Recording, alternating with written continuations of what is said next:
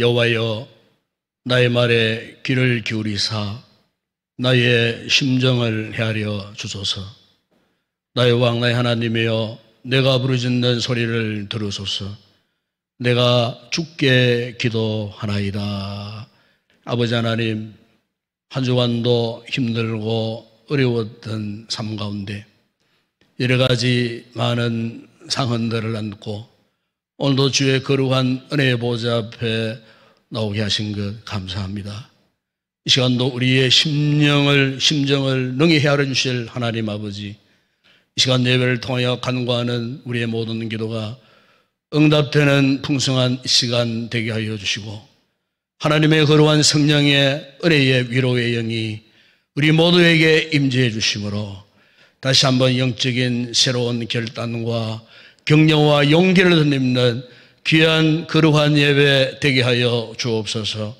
모든 예배를 통해 하나님 앞에 영광 올려드립니다. 우리에게 한없는 은혜를 더하여 주옵소서. 주 예수 그리스도의 이름으로 기원드리옵나이다. 아멘.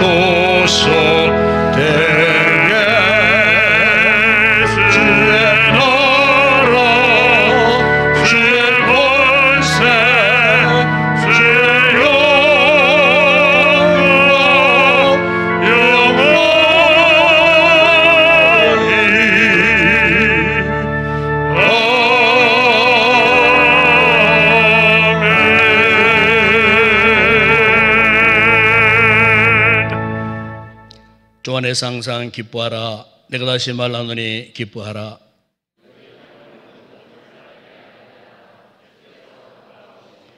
아무것도 염려하지 말고 다만 모든 일에 기도와 간구로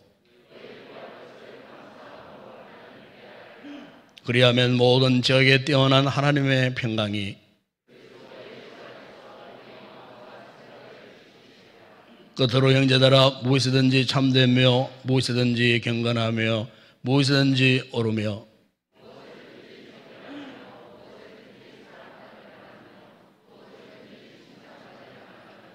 무슨 덕이 있든지 무슨 기름이 있든지 이것들을 생각하라. 그리하면 평강의 하나님이 너희와 함께 계시리라. 아멘. 전능하사 천지를 만드신 하나님 아버지를 내가 믿사오며 그 외아들 우리 주 예수 그리스도를 믿사오니 이는 성령으로 잉태하사 동녀 마리아에게 나시고 본디오 빌라도에게 고난을 받으사 십자가에 못 박혀 죽으시고 장사한 지 사흘 만에 죽은 자 가운데서 다시 살아나시며 하늘에 오르사 전능하신 하나님 우편에 앉아 계시다가 저리로서 산자와 죽은 자를 심판하러 오시리라.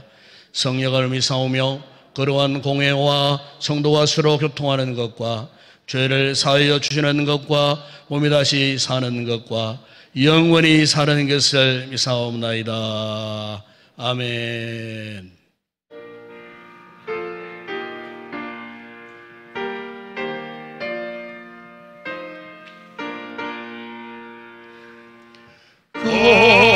거룩한 주님께 예배를 드리세 무릎을 꿇고서 영광 돌려 금 같은 순종과 향기로운 겸손을 주님께 바쳐서 경배하세 주 앞에 삼아서 겸손히 행하며 주 너를 언제나 돌보시니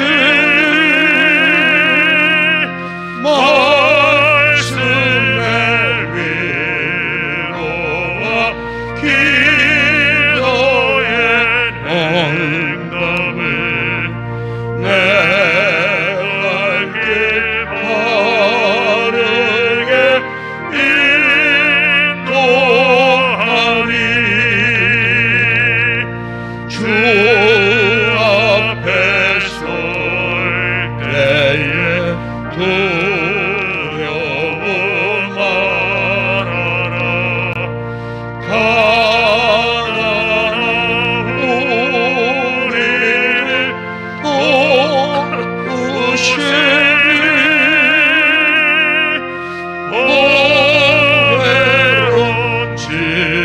외롭지만 온유한 사랑을 주님께 다 바칠 귀한 예물 떨면서 바치는 이 작은 예물도 주님은 귀하게 받으시니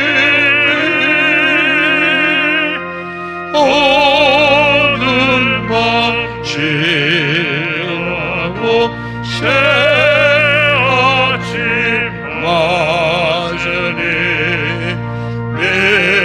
믿음과 소망에 널 주시리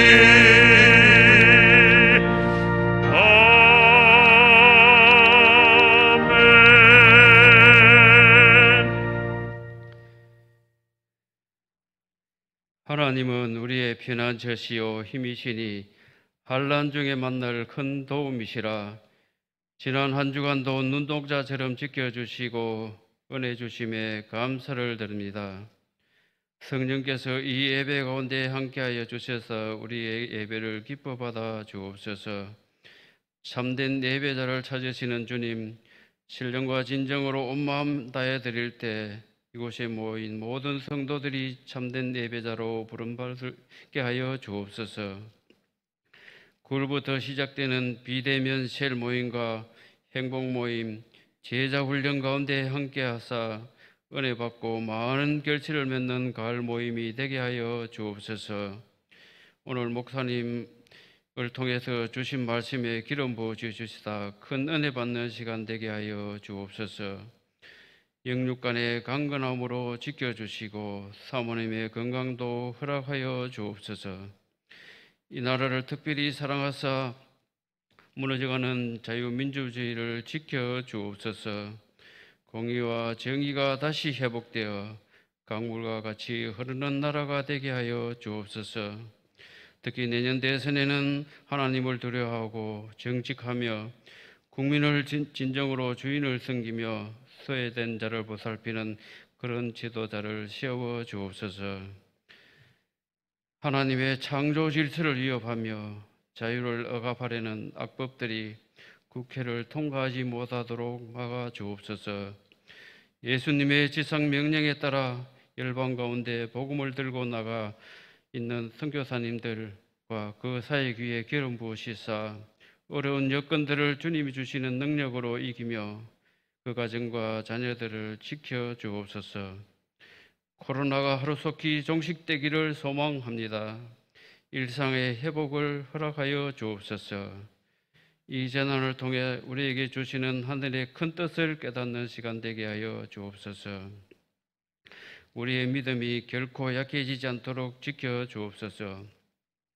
주일학교를 사랑하사 믿음으로 지켜주시고 자손만대까지 하나님을 주로 섬기는 복된 나라가 되게 하여 주옵소서. 예배를 돕는 모든 주의 손길들을 축복하여 주시며 함께하여 주실 것을 믿사옵고 거룩하신 예수님의 이름으로 기도합니다. 아멘.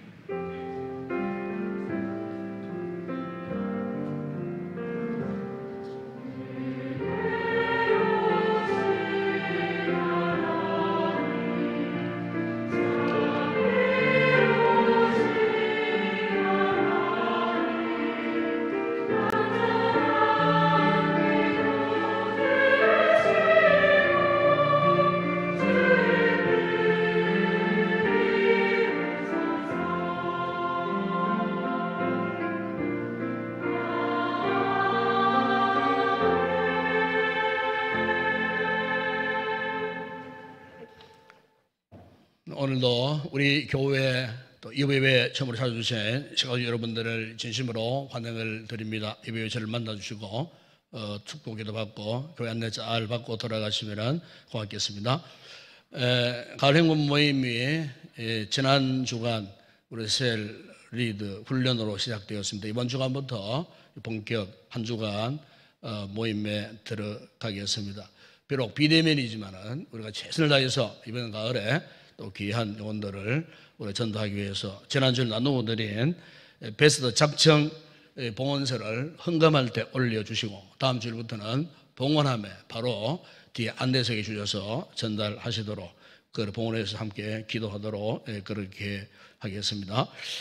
2부 예배 후에 재직회가 있겠습니다. 기도는 유정부 이사님 담당입니다. 이번 주간에 특별히 우리 교단 106회 총회가 있는 주간입니다.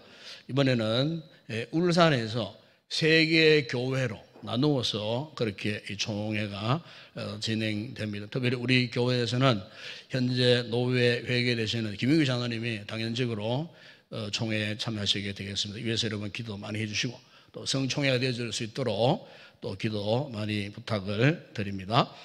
다음 주 광고 가운데에 지금 조금 주보에 착오가 생겼는데 오늘 찬양이 오후 찬양이 시원 찬양입니다. 시원 찬양이고 다음 주 오후가 권사 찬양대입니다. 정정을 합니다. 오늘 오후 찬양 담당은 시원 찬양대가 합니다. 그리고 다음 주 새벽 기도는 장숙기 권사님, 특성원, 김민정, 박미향, 박인순, 서영애 집사님께서 가정에서 담당하겠습니다. 그리고 지난 목요일 날 8시에 우리 셀가족 행복부 리더 언택트 훈련을 했습니다. 그래서 거기에 필요한 영상 자료 그리고 커리큘럼이나 뭐 이런 내용들은 우리 교회 홈페이지에 들어가면은 맨 마지막 프레임 이쪽에 보게 되면은 이 커뮤니티라는 박스가 있어요. 거기 들어가면은 거기 클릭하면은 또 맨 밑에 하위 폴더가 있어요. 맨 마지막에 보면 자료실이 있습니다. 자료실에 들어가게 되면은 거기에 지난주 훈련받았던 동영상, 전도 동영상 올라가 있고, 그 다음에 계획 진행서, 또 세열 리더 교환, 거기 다 올려놓았습니다. 예. 그래서 여러분들이 홈페이지 들어가서, 여러분 이 스마트폰을 가지고 홈페이지 들어가서 클릭만 하면은 뜹니다. 영상도 뜨고, 모든 자료들이 뜨도록 그렇게 만들어 놨으니까 우리 세열 리더들 보시고 잘 활용하시고, 혹 잘 안 되시거든 우리 교육제셀로 문의하시면은 도와드리도록 그렇게 하겠습니다. 우리가 비록 이 코로나 상황이지만은 이 온택트, 이제 앞으로 온택트 시대, 이제 앞으로 더 진보합니다. 그래서 사회적으로는 지금 코로나 때문에 옛날에는 뭐 언택트가 뭔지, 온택트가 뭔지, 온라인이 뭔지 뭐 잘 몰랐어요. 또 교회들도 마찬가지였어요. 온라인 그러면 굉장히 거부를 했어요.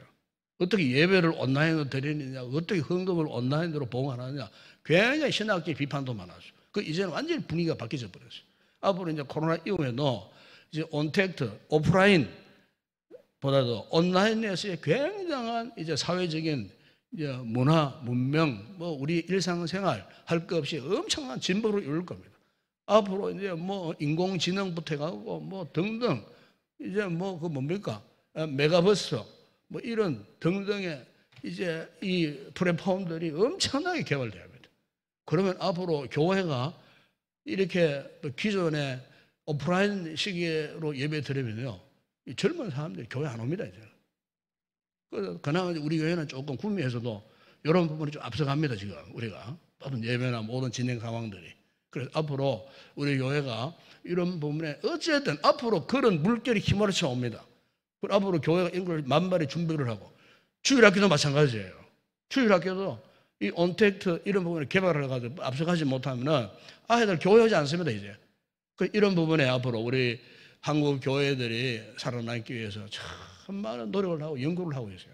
우리 교회도 이런 부분에 어쨌든 앞서가야 돼요. 여러분, 우리 어르신들 가운데 아이고 온택트 온라인 예배 아직 거부하는 분들이 없잖아요, 있어요. 생각을 바꾸셔야 됩니다. 저도 생각을 바꾸었습니다, 이제. 그래서 어쨌든 우리 이렇게 해야 목적은 뭡니까? 복음을 제대로 전하기 위한 거예요. 복음을. 영혼을 구원하는 게 교회의 목적이잖아요. 이렇기 때문에 앞으로 교회가 이런 부분에도 많이 시설을 투자하고 또 성도들이 또 이런 또 어떤 기능, 뭐 기계 다루는 이 기술도 배워야 되고, 앞서 있는 리더들은 특별히 더 합니다. 이런 뭐 훈련에 참여해서 훈련 잘 받아갖고 이번 가을에도 정말 그 영혼을 구원하는 것이 목적이니까 이런 일들에 최선을 다하고 사명을 잘 감당한 우리 교회가 되었으면 좋겠고요. 행복 모임 사랑의 편지 준비되어 있습니다. 꼭 가지고 가시고 한 주에 한 편씩 꼭 해당되는 베스트에게 우편으로 발송해 주시기를 바랍니다. 그리고 이제 이 코로나 이 상황이 지금 추석을 앞두고 뭐 국가에서 많이 염려를 하고 있어요. 당장 이제 다음 주 금요일부터 연휴에 들어갑니다. 그렇죠? 그럼 다음 주 이제 수석 마지막 수요 뭐 길게는 목요일까지 연휴가 들어가는데 우리 성도들이 어쨌든 뭐 추석에 뭐 부모님 찾아뵙지 않을 수는 없고 가시더라도 이제 개인 건강 관리 방역 철저하게 하시고, 그래서 제 생각에 다음 주간, 이번 주간 말고 다음 주간 수요 예배와 새벽 기도 외에는 다 휴일을 해야 되겠다 생각이 들어요. 왜냐하면 멀리 갔다가 왔다가 또 이동하고 또 이렇게 해서 만나면 혹 우선 있을 수 있으니까. 그래서 다음 추석 주간에는 새벽 기도와 수요 예배만큼은 하지만은 금요 기도는 후회를 하고 이렇게 제가 좀 준비를 하려고 합니다. 사단이 차단하는 효과도 나타나고, 그래서 우리 교회가 어쨌든 안전하게 공동체 잘 유지될 수 있도록 우리 성도들이 특별히 협력해 주시면 고맙겠습니다. 이 시간 주님 앞에 귀한 염을 올려드립니다.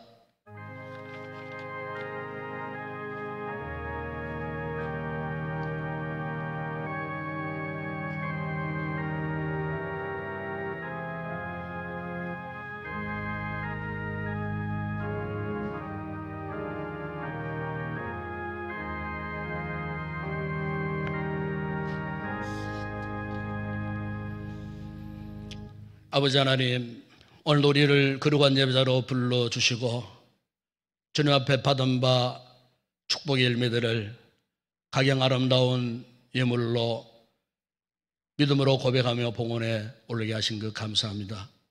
힘들고 어려운 가운데에서도 소득의 11절 드리는 우리 성도들, 제들의 손길과 개인과 가족, 가정, 직장, 사업장을 축복하시고 날마다 소득의 잔 흘러넘치는 복된 귀한 은혜를 있게 하여 주옵시며, 아름다운 감사의 귀한 예물을 올려드리는 성도들 범사에 더 많은 감사의 기름지고 풍성한 열매 맺게 하여 주옵시며, 세계 선교 국내전도 교회 건축과 주일 예물을 드리는 성도들 그 손길 생업에 복 주시고, 이 예물을 통하여 하나님 나라가 확장되는 일에 쓰임받는 귀한 예물 되게 하여 주옵소서. 오늘도 강단의 아름다운 꽃으로 헌하는 권사님과 온 가족 그 기업 위에 복을 주시고, 특별히 건강의 복을 다하여 주시고, 하나님을 영화롭게 하는 믿음의 복된 가정 되게 하여 주옵시며, 오늘도 믿음으로 찬양을 준비하여 올려드릴 우리 모든 찬양대원들 성령의 기름 부으심으로 충만해 부른 찬양 하나님 앞에 큰 영광 되게 하여 주옵시며, 오늘도 이렇게 예배를 돕고 섬기는 모든 헌신자들 기쁨으로 감당할 때 축복의 아름다운 기회가 되게 하여 주옵시며, 우리 주일교회를 축복하시고 수고한 모든 교사들의 수고를 기억하시며 은혜로 갚으시고, 우리의 자녀들 말씀으로 잘 훈련된 믿음의 후손들로 자라가게 하여 주시며, 특별히 코로나 상황 가운데 이렇게 등하교길이나 학교 생활이나 또 이렇게 어린이 유치원 가운데에 다니는 우리 자녀들 건강을 지켜주시고 더 어려운 질병에 감염되는 일들이 없도록 하나님 지키시고 보호하여 주옵소서. 오늘의 모든 예물 헌물을 주의 손에 올려드립니다. 축복하실 때 오병의 놀라운 역사가 일어나게 하시고 12왕주를 남는 풍성한 은혜와 복을 받아 누리게 하여 주시옵소서. 예수님의 이름으로 기도드리옵나이다. 아멘.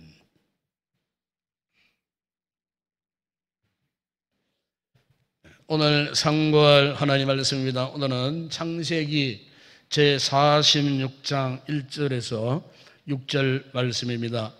우리 창세기 제46장 1절에서 6절 말씀까지 우리 함께 합독을 하도록 하겠습니다. 창세기 제46장 1절에서 6절 말씀을 함께 합독을 합니다.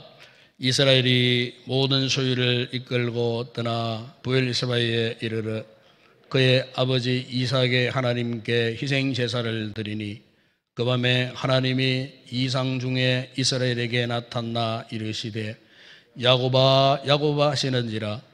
야곱이 이르되 내가 여기 있나이다 하매, 하나님이 이르시되 나는 하나님이라 내 아버지 하나님이니 애굽으로 내려가기를 두려워하지 말라.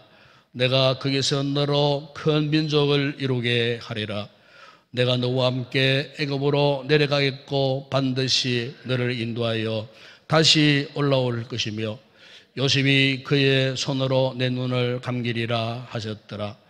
야곱이 브엘사바에서 떠날 새 이스라엘의 아들들이 바로가 그를 태우려고 보낸 수레에 자기들의 아버지와 야곱과 자기들의 처자들을 태우고 그들의 가축과 가나안 땅에서 얻은 재물을 이끌었으며, 야곱과 그의 자손들이 다 함께 애굽으로 갔더라.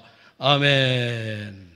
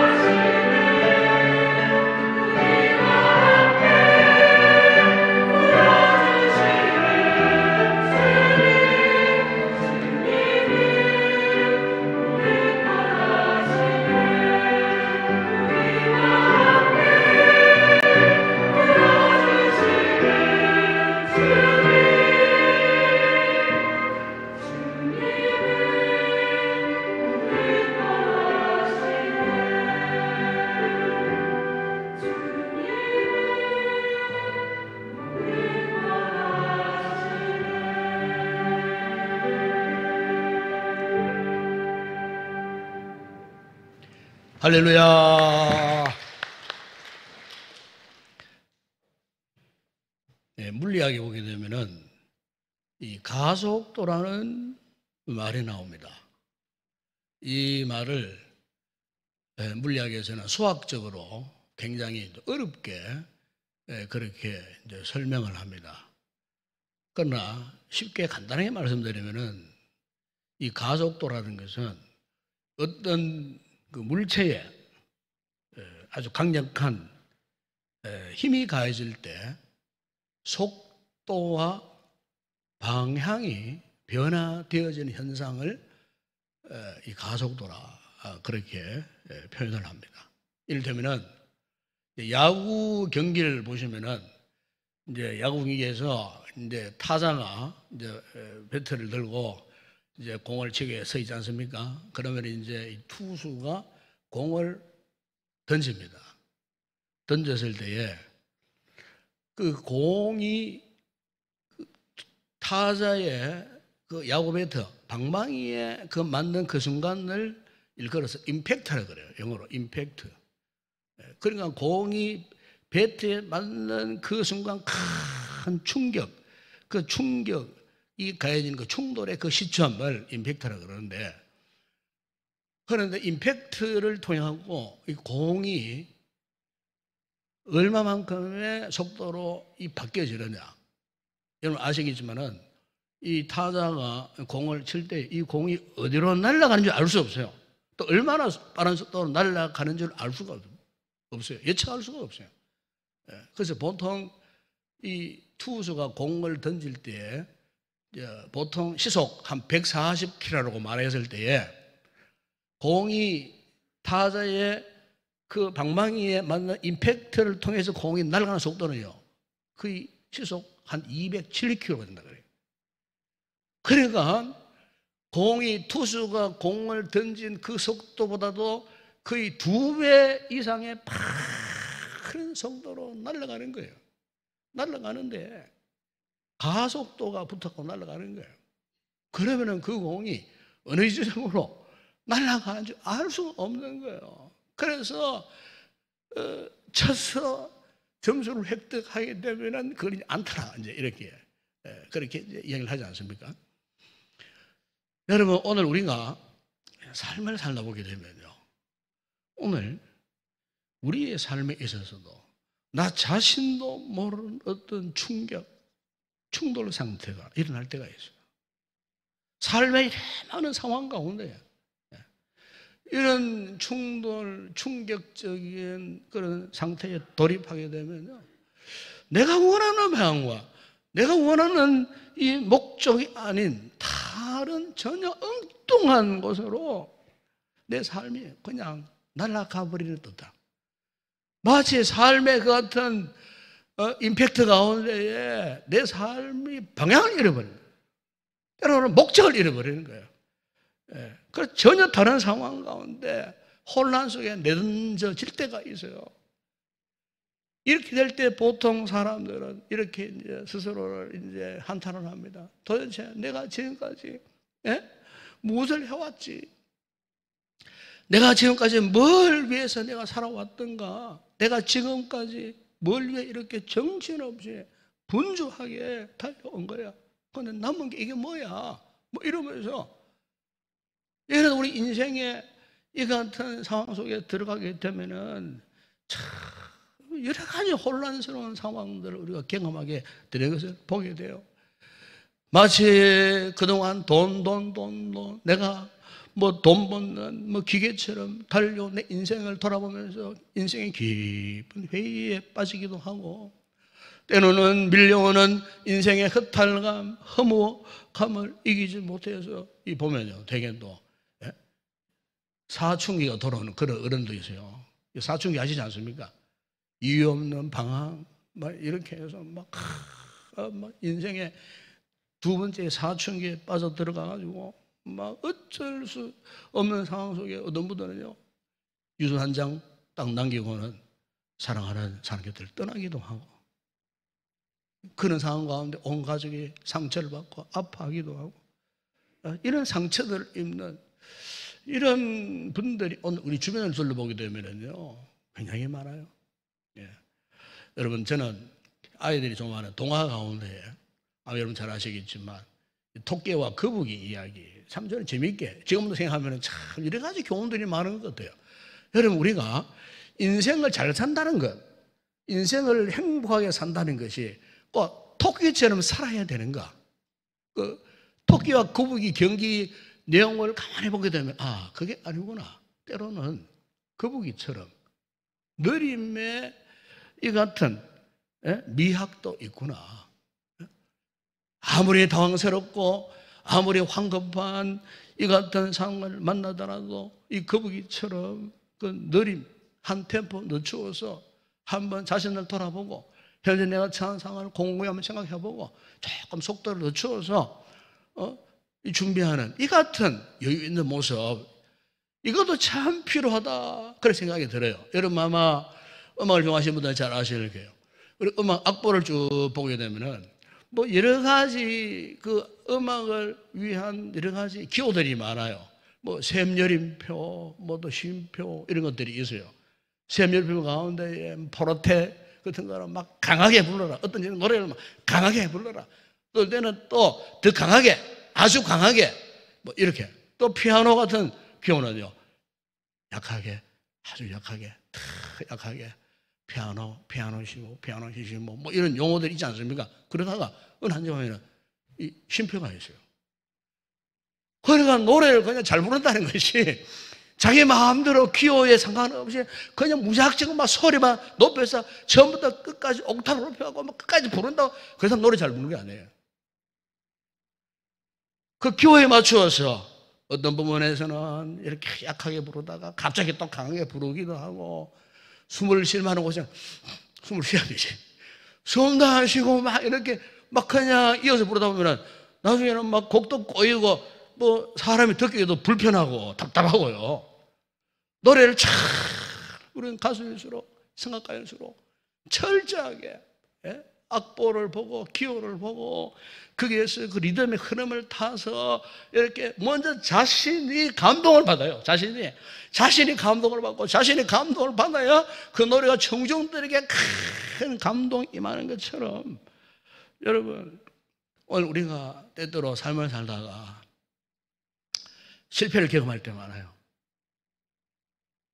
그 실패가 뭐냐? 실패의 의미가 뭐냐? 여러분 저는 그렇게 생각합니다. 하나님이 우리에게 주시는 우리가 믿음 생활을 하고 삶을 살다가 때로는 실패를 경험하고 어떤 아픔을 경험하게 되고 어떤 절망적인 순간을 만났을 때에 그 순간이 어떤 순간인가? 하나님께서 야야 얘 좀 쉬거라. 조금 충분히 휴식을 갈 수 있는 그런 쉼표를 제공하는 거예요. 혼란스러웠던 답답했던 아니면 마음의 상처 치유하고 이제는 생각의 여유를 가지고 다시 한번 장래를 향하여 미래를 향하여 갈 길이 멀지 않느냐 여기에서 좀 준비해서 다시 한번 네 마음을 다잡고 체력을 강화해서 앞으로 너가 가야 할 그 먼 길을 계속해서 달려가야 되지 않겠느냐. 우리 성도들이 만나는 위기나 실패나 이 모든 어려운 상황을 한마디로 말하면요 하나님께서 주시는 영적인 휴식 시간인 줄로 믿습니다.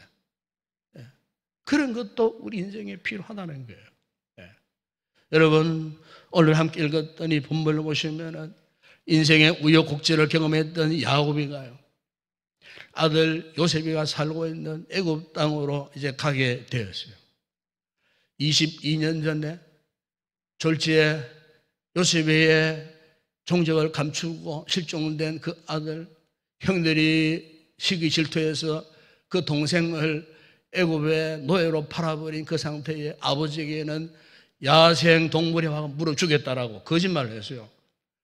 이 야곱이가 그때부터요 지금까지 잃어버린 그 요셉을 생각하면은 그 눈에 눈물이 마를 겨를이 없을 정도의 한 많은 세월을 살았던 아버지였어요. 그런데 난데없이 22년 만에 죽었다고 믿었던 그 요셉이가 살았어요. 그것도 애굽의 총리가 되어가지고 이제는 그 아들 덕분에 이렇게 살던 헤브론을 떠나서 이제는 아들이 있는 애굽 땅으로 내려가야 하는 그 상황 가운데 여러분 요셉의 식솔들이 21절에 보면은요 무려 70명이었어요. 한마디로 족장이에요. 족장. 야곱이라는 족장이 70명의 식솔들을 이끌고 이제 헤브론 땅을 떠나는 그런 모습, 그런 장면이 오늘 본문의 이 내용이에요. 여러분 생각해 보세요. 얼마나 아들이 보고 싶었겠습니까? 그것도 애굽의 총리가 되어 아버지가 내려오시기를 기다린다고 하니 아마 인간적인 심정으로는 당장 그냥 아들이 있는 그곳으로 가고 싶지 않았겠어요. 그러나 지금 상황이 지금 7년 흉년 기간 동안 지금 2년차 흉년 기간이 있었어요. 애굽뿐만 아니고 가나안도 마찬가지였어요. 앞으로 5년이라는 그 긴 세월 어떻게 이 같은 모진 이 가뭄의 이 기간을 지낼 수가 있겠어요. 그러니까 그나마 애굽의 총리가 된 아들을 만나면은 쉽지 않았겠습니까? 그런데 이런 상황 가운데서 여러분 오늘 야곱이가 선택한 것. 인간적으로는 빨리 그 아들을 만나고 싶었겠지만 오늘 보면 여러분 1절에 보시면 야곱의 일행의 발길이 어디를 향했냐면요 이렇게 말씀합니다. 이스라엘이 모든 소유를 이끌고 떠나 부엘세바에 이르러 그랬습니다. 여러분 여기 이스라엘은 야곱을 말합니다. 형 에서를 피해서 도망자의 삶을 받단 아람에서 22년 동안 살다가 그가 이제 고향 돌아올 때에 그 약보강 나루터에서 천사와 겨루어 이겼어요. 다시 말해 하나님과 기도로 응답을 받고 그래서 그 인생이 변화되었어요. 그래서 하나님께서 그곳을 브넬이라 부르시고 거기에서 이 야곱이가요 이스라엘로 이름이 개명이 됩니다. 그때부터 야곱을 이스라엘로 부르게 되었어요. 그런데 야곱이가 애굽 땅으로 가는 중에 그 걸음을 멈추고 이 야곱이 어디로 갔다고 말씀합니까? 부엘세바를 향했다는 겁니다. 부엘세바. 여러분 여기에 부엘세바라고 말의 의미는 언약의 우물이라는 그런 뜻이 있어요. 이 위치를 보게 되면은 헤브론 동남쪽에 위치한 가나안 땅의 접경 지역에 남쪽에 위치한 그런 땅이었어요. 우리가 생각해 보게 되면은 이 부엘세바에 대해서 여러분 창세기 21장 33절과 26장 25절에 보면 이렇게 말씀합니다. 아브라함은 부엘세바에 에셀 나무를 심고 거기서 영원하신 여호와 이름을 불렀으며 이삭이 그곳에 제단을 쌓고 여호와의 이름을 부르며 거기 장막을 쳤더니 이삭의 종들이 거기서도 우물을 받더라 그랬습니다. 그러니까 여러분 여기에 부엘세바는 어떤 곳이었는가? 이 야곱의 가문과 가장 아주 인연이 깊은 그런 곳이었어요. 야곱의 그 할아버지였던 아브라함, 그 아버지였던 이삭이 그곳에 오랫동안 살면서 그곳에서 하나님 앞에 제단을 쌓았던 곳이 바로 이 부엘세바라는 곳이었어요. 훗날에 다윗도 헤브론 중심으로 해서 부엘세바에서 7년 6개월 동안 이스라엘을 통치했던 그런 기록을 볼 수가 있었어요. 그러면 보십시오. 야곱이가 그토록 보고 싶고 그토록 만나고 싶었던 애굽의 그 요셉을 곧장 만나러 가지 않고 왜 이 부엘세바에 왔을까 하는 것입니다. 여러분 되게 그렇잖아요. 우리가 여행할 때에 어떤 참 아름다운 곳을 목적으로 삼고 오늘 내가 그곳을 가리라 그곳을 여행하리라 작정을 했을 때에 보통 사람 다 그렇잖아요. 곧장 그곳에 대한 호기심 기대 때문에 뭐 쉬지도 않고 갈 수도 있고 다른 데 안 들립니다. 그렇죠? 빨리 그곳에 가고 싶은 거예요. 그런데 야곱의 입장에서 애굽 요셉을 만나기 위해서 얼마나 가고 싶었겠어요. 그런데 그럼에도 불구하고 그가요 그것을 우선으로 하지 않고 그가 지금 블레셋으로 갔다는 거예요. 여러분, 요셉이 가 있는 그 애굽은요, 그 당시로 볼 때는 최고의 문명 도시입니다. 그러니까 그동안 살았던 헤브론과 블레셋과는 견줄 수 없는 그런 곳이에요. 그런 도시예요. 그것도 22년 동안 꿈에도 그리던 아들 요셉이가 살아서 성공해서 기다린다고 했을 때에 여러분, 만사를 제쳐놓고 그것으로 우선하지 않았겠어요? 그런데 오늘 본문을 가만히 보게 되면은 오늘 본문의 야곱의 심정이 어땠느냐? 그냥 그 아들을 만나고 싶은 들뜬 분위기가 결코 아니었어요. 오히려 자신이 그동안 살았던 하나님이 약속하신 가나안 땅, 축복의 땅이잖아요. 이 약속의 땅을 버리고 떠나려니 지금 야곱의 마음이 여간 착잡하고 복잡하지 않는 거예요.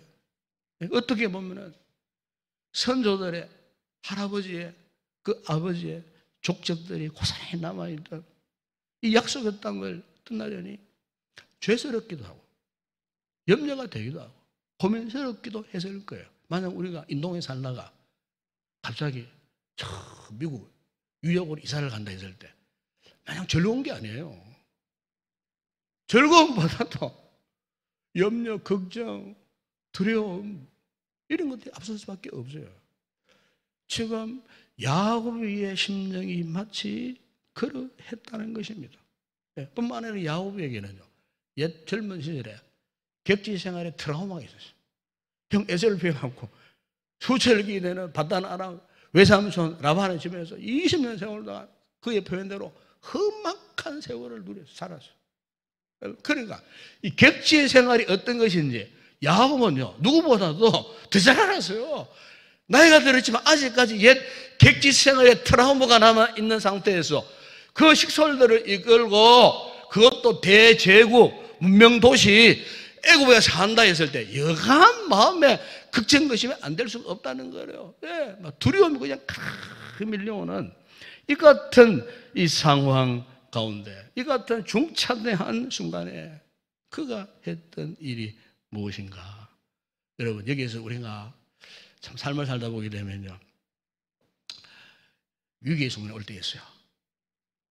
원치 않았던 갑작스러운 예측 불후의 다급한 일이나 황급한 일이나 한순간에 어떤 역경이 마치 가속도처럼 이렇게 밀려올 때에 여러분, 우리 성도들이 이런 상황을 만났을 때 우리가 우선적으로 무엇을 먼저 해야 할까? 그 상황 속에 빠져들어가고 방향도 잃어버리고 호들갑 떨고 우왕좌왕 혼란스러워 할 것인가?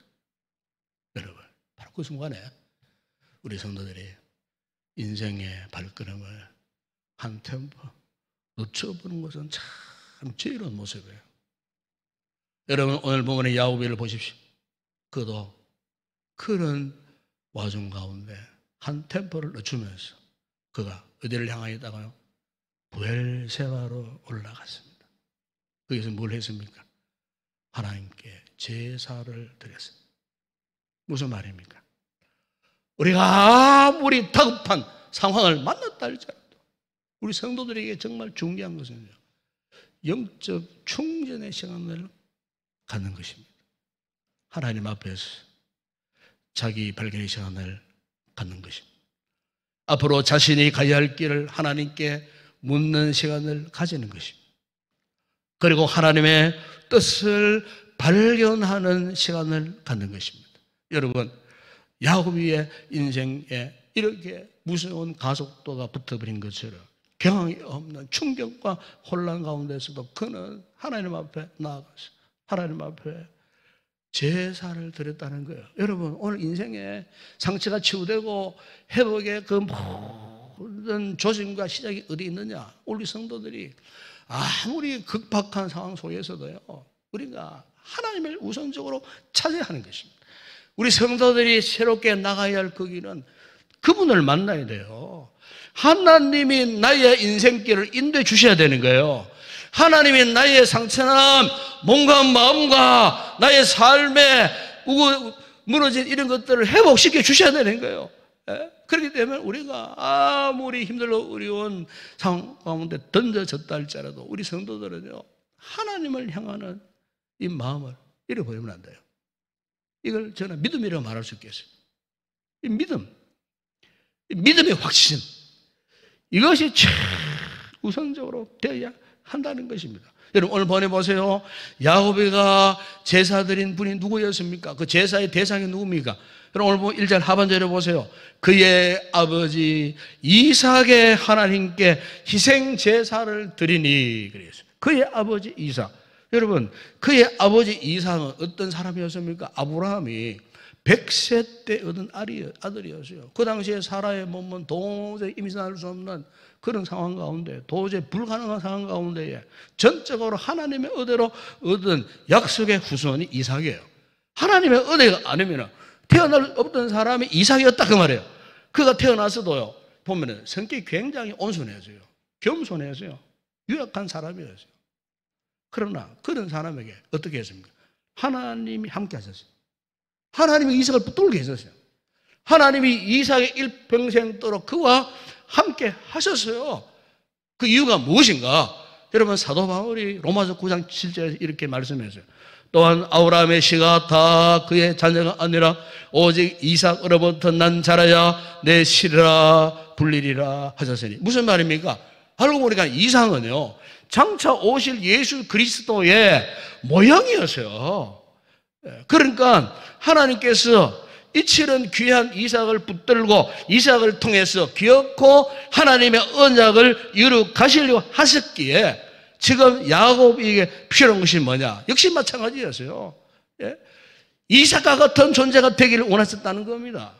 이삭이 그의 아버지 이삭이 하나님을 붙들고 일평생을 살았던 것처럼 야곱 역시 경험 없는 인생의 이 같은 중차대한 위기 속에 있었을 때에 그가 할 수 있었던 것은 하나님을 우선적으로 찾을 수밖에 없었다는 거예요. 여러분 야곱이가 얼마나 간악하고 재빠르고 머리가 잘 뜨거나 민첩한 사람이었겠어요.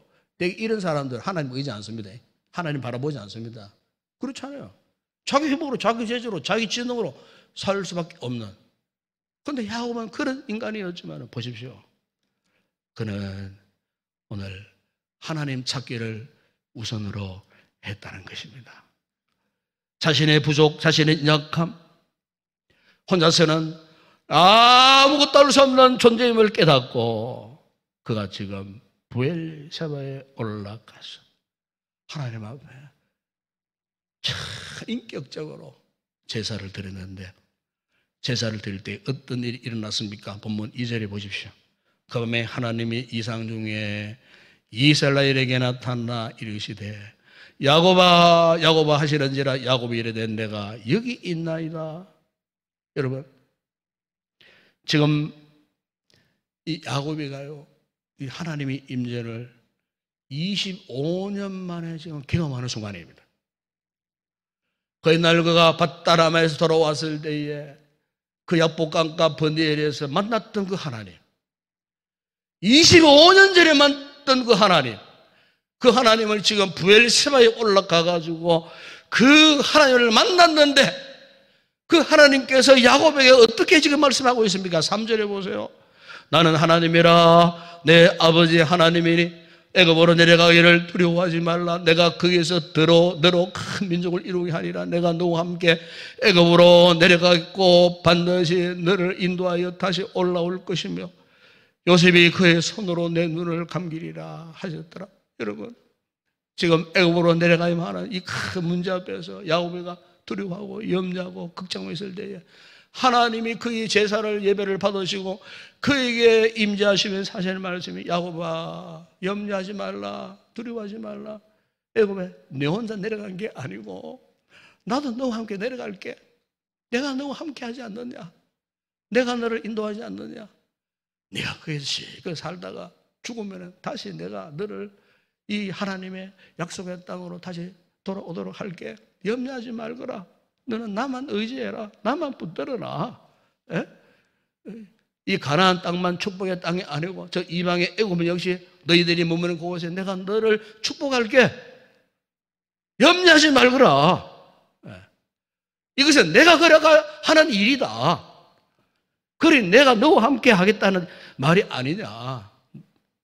여러분, 야곱이가요 이런 상황 가운데 부엘세가 올라가고 하나님이 놀라운 은혜의 말씀 응답을 받은 거예요. 그 이후로 야곱의 생각이 달라집니다. 이제 본격적으로 아들이 있는 요셉이가 있는 애굽으로 내가는 그 길이 얼마나 기쁘겠습니까? 얼마나 즐거웠겠습니까? 예? 그야말로 기대와 소망이 넘치는 여행길이 아니었겠느냐 그 말이에요. 사랑하는 여러분, 오늘 우리 인생에 있어서 큰 힘은요 하나님의 임재를 경험하는 거예요. 우리 아무리 힘들고 어려운 상황 속에 놓여져도요 하나님을 인격적으로 만나는 그 경험이 있어야 돼요. 여러분, 하나님 인격적으로 만나는 무슨 말이겠습니까? 우리가 진짜 하나님을 만나는 거예요. 하나님 우리 이론 속에 교리 속에 가두어 있는 그런 분이 아니고요 우리 실생활 속에서 여러분의 생각 속에 여러분의 의식 속에서 우리의 삶 속에서 과연 살아계신 그 하나님을 내가 만나는 거예요. 인격적으로 그분을 고백하는 거예요. 이게 바로 뭐냐? 하나님의 임재를 경험하게 되는 거예요. 여러분 이 하나님의 은혜를 경험해 보세요. 임재를 경험해 보세요. 우리 삶이 치유되고 회복됩니다. 깨어졌던 우리 삶이 원상 회복되고요. 어떤 실패의 순간에서 또 용기가 생기고요. 다시 한번 재기의 능력을 발휘하고 싶고 예? 어떤 위기 속에서도 기가 죽거나 주눅들지 않고 어떤 것 앞에서도 당당해지고요. 용기 백배한 삶을 살 수 있고요. 세상엔 그 어떤 것도 불화할 것이 없어요. 하나님을 만나면은 우리의 영혼이 만족해지니까 육신적으로 괴롭고 아프고 상처나고 경제적으로 힘들고 어려워도 그 문제가 안 된다 그 말이에요. 내 영혼이 그분을 만나고 그분으로 인하여 내 속 사람이 만족할 때 여러분 우리 앞에 그 어떤 힘들고 어려운 문제도 문제가 되지 않는 거예요. 위기가 기회가 될 수가 있어요. 내 몸에 아픈 질병이 오히려 하나님 앞에는 은혜를 받을 수 있는 기회가 되고 나의 실패의 삶이 오히려 하나님 앞에는 새롭게 변화될 수 있는 기회가 되는 거예요. 우리 인생을 역전시키시는 그 하나님의 놀라운 은혜, 이것이 오늘 우리가 당면한 실패의 순간, 절망의 순간 속에 오히려 하나님께서 전화 위복의 역사를 일으키시는 이 놀라운 은혜. 여러분, 그러기 위해서 우리 성도들이 야곱이가 우선적으로 했던 이 하나님의 임재를 우리도 사모하며 살아야 할 줄로 믿습니다. 여러분, 7, 80년대에 최고의 인기 아나운서가 있었어요. 아주 신실한 분이었어요. 믿음이. 그런데 이분이 여러분 우리 성도가 아무리 신앙생활을 잘한다 해도요 몸에 질병이 올 때는 아픔이 올 때는 그거를 막을 수가 없어요. 왜? 그것이 하나님의 뜻이기 때문에 그래요. 그런데 이분이 어느 날 밤 잠을 자는데 40도 넘는 고열에 시달렸어요. 그러다 보니까 급성 폐렴 증세가 나타났어요. 한밤중에 앰뷸런스에 실려서 급거 병원에 입원하게 되었어요. 2주간 정밀 검사 끝에 악성 림프 종양이라는 판정이 났어요. 그러니까 이 악성 종양이 하필이면은 그 심장과 폐 사이에 이 꽈리 모양으로 이렇게 붙이고 있어 갖고 이 수술하는데 엄청난 어려움을 만난 거예요. 여러 차례 수술을 했지만 완치 가능성이 없다는 판정이 나죠. 되게 이제 사람들이요 이런 상황에 딱 이렇게 이러면요 이제 자신에 대한 원망이 막 쏟아집니다. 그리고 자책이 막 생기고 부끄러움 내지는 심지어 분노 뭐 등등 이런 부정적인 생각이 막 교차하고 막 혼란스러워져요. 그러다가 이제 죽음에 대한 두려움이 생겨요. 그런데 이 같은 상황 속에서 그에게 하나님의 말씀이 임한 거예요. 사람이 감당할 시험 밖에는 너희가 당한 것이 없나니 오직 하나님의 믿고서 너희가 감당하지 못할 시험 당함을 허락하지 아니하시고 시험당을 점에 또한 피할 길을 내사 너희로 능히 감당하게 하셨느니라. 두려워하지 말라, 내가 너와 함께함이라. 놀라지 말라, 나는 내 하나님이 됨이라. 내가 너를 구세게 하리라. 참으로 너를 도와주리라. 참으로 나의 의로운 오른손으로 너를 붙들리라. 이 말씀을 통해서 그분이 하나님의 임재를 경험하면서 소망이 생기고 용기를 얻게 되었어요. 그 이후에 9번의 수술, 심장 판막 치환 수술을 받았지만 완쾌되지를 못했어요. 그런데 이분이요, 그런 몸으로 쉬지 않고 예배를 드리러 나갔어요. 그런 몸으로 교회를 봉사했어요. 그런 몸으로 자기가 할 수 있는 힘을 다해서 섬기고 전도를 하고, 어느 날 그에게 한 기사가 찾아와서 이런 질문을 했답니다. 이렇게 힘들게 하시는 하나님을 원망하시지 않느냐고. 그래서 이분이 묻는 기자에게 이렇게 대답을 했답니다. 내가 겪고 있는 이 일로 인해 우리의 인생에는 늘 죽음이 가까이 있었다는 것을 이제야 깨달았습니다. 그러한 가운데서도 주님은 저를 구원의 길로 이끌고 계십니다. 지금까지 제가 산 것, 누린 것, 대접받았던 것이 본래 제 모습에 비해 얼마나 부풀려지고 과장된 것인지 이제야 깨달았습니다. 사람의 힘으로 할 수 있는 것이 아무것도 없다는 것을 절실히 느낍니다. 저는 혈류병 여인이 주님 옷자락을 붙잡고 병 고침을 받은 것처럼 치료하시는 예수님, 능력의 예수님을 믿습니다. 저보다 위중한 분들께 제가 조그마한 희망과 기도 제목이 되었으면 좋겠습니다. 끝까지 희망의 끈을 놓지 마십시오. 제가 원하는 것은 오직 주님과 최후의 기쁘게 마주하는 것입니다. 여러분, 바로 이분이 누구냐 하면은 7, 80년대 인기 아나운서, 국민 아나운서로 불려졌던 이 차인태 아나운서. 지금 이분이 장로님이십니다. 여러분, 우리가 그 어떤 실패의 순간 속에서도 절망하지 않고 올라가야 할 우리의 최종 목표는요, 부엘세바입니다. 부엘세바. 영적 부엘세바예요. 아마 우리 성도들 가운데 지금 좀 절망하고 있는 그런 분들이 있을 거예요. 어떤 상황 가운데 아파하는 분들도 있을 거예요. 마치 내 인생 그림이 실패작으로 구겨지고 찢어진 것처럼 느끼는 그런 분들이 있을 거예요. 여러분, 그런 분들은요, 오늘 야곱에 올라갔던 이 부엘세바로 올라가세요. 우리에게 영적 부엘세바가 있는 줄로 믿습니다. 그 올라가면 주님이 나의 손을 붙잡아 주시는, 실패 속에서도 다시 당당하게 믿음의 용기를 다해서 다시 우리 인생의 완성을 하여 걸어갈 수 있도록 그분이 우리와 함께 하시는, 인생의 거센 바람에 마치 가속도가 붙어갖고 휘몰아차게 나를 향하여 밀려온다 할지라도 우리가 그런 순간 속에서도 여러분, 영적인 여유를 갖고 인생의 템포를 놓치고 날발 속에 온갖 수치와 혼욕과 아픔을 당하신 우리의 구주 예수 그리스도, 여러분, 그분께 구하십시오. 그분을 붙드시기를 바랍니다. 그분을 만나시기를 바랍니다. 그분의 부활의 영광, 생명의 영광, 그것이 우리 살리고 우리 치료하시고 회복케 하시는, 그러게 우리는요, 실패 속에서도 어떤 영적인 공감 속에서도 부엘세바로 올라갈 수밖에 없어요. 오늘 주님께서 우리에게 이 같은 믿음의 기대와 소망을 허락해 주셨는 줄로 믿습니다. 그분의 임재 안에서 바라기는 믿음으로 다시 회복하여 성례의 삶을 살아가는 우리 성도들이 되었으면 좋겠습니다.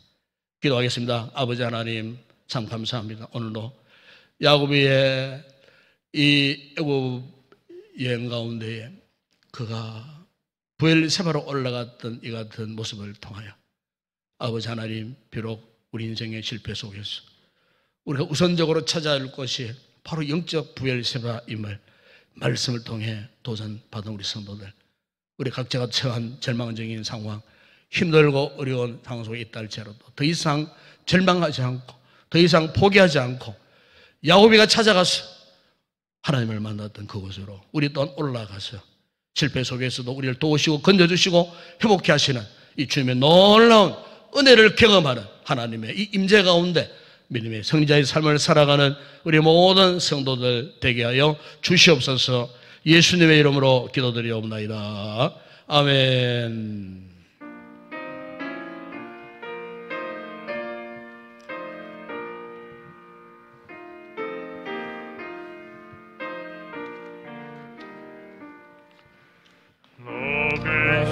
걱정 말아라. 주 너를 지키리. 주 너에게 이끌 거라. 주 너를 지키리. 주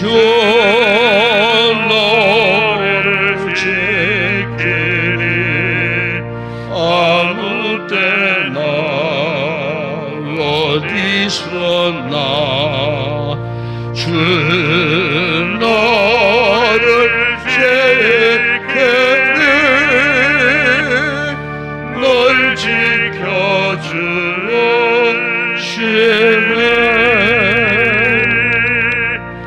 어려운 낚시 때에 주 너를 지키리. 위험한 일을 당할 때 주 너를 지키리.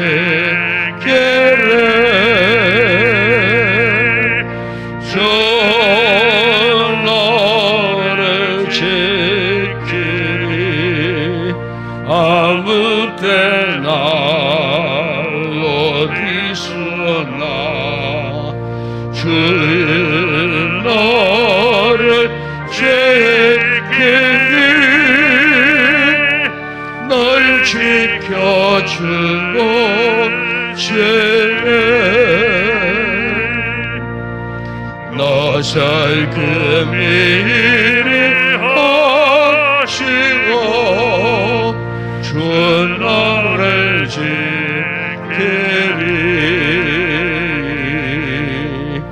그 하는 것을 주시며 주 너를 지키리. 주 너를 지키리.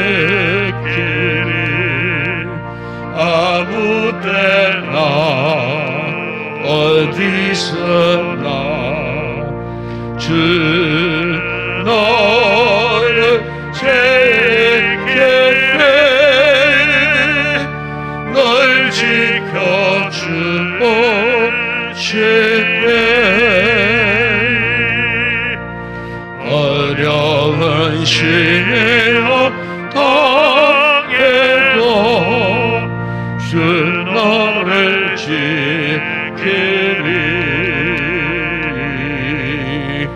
구주의 품에 거하라. 주 너를 지키리. 주 너를 지키리. 아무 때나 어디서나 주 너를 지키리.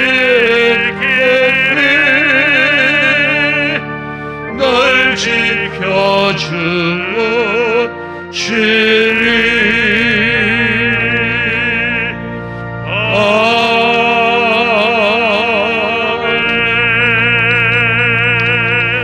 할렐루야. 인사합시다. 반갑습니다. 사랑합니다. 축복합니다. 오늘 말씀처럼 우리가 하나님 임재 가운데 또 믿음 안에 승리의 삶을 살아야 할 줄로 믿습니다. 우리 마지막 찬양 드린 후에 지난 주간에 우리 최왕수 목사님과 이 김호연 목사님 안수를 받았어요. 이렇게 해서 오늘 이제 목사 되고 이제 안수 받고 착복식은 제가 노회 때 했어요. 그래 착복 생략하고 찬양 후에 처음으로 이제 축도를 하게 되겠습니다. 그래서 어쨌든 이렇게 해서 이제 정말 목사로서 사역을 하는 겁니다. 그래서 본인에게 아주 귀중한 시간입니다. 저도 과거에 그런 경험을 했어요. 얼마나 참 가슴이 뜨겁고 감격스러운지 모릅니다.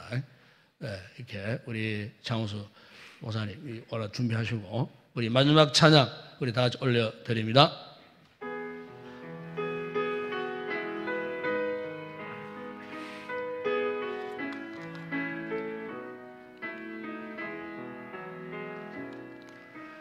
전생을 찬양 주의 이름 높이 올려드리세 위대하신 하나님 온 땅 위에 높이 올려드리세 주의 영광을 하늘 위에 높고 주의 찬송은 세계 끝까지 주의 영광을 모든 나라 위에 주의 찬송은 세계 끝까지.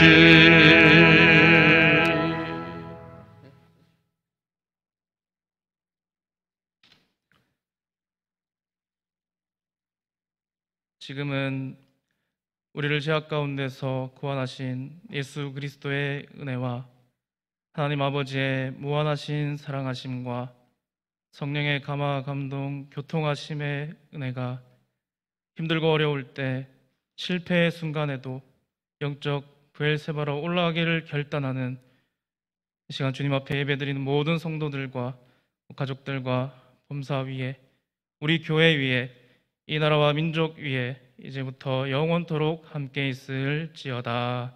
아멘.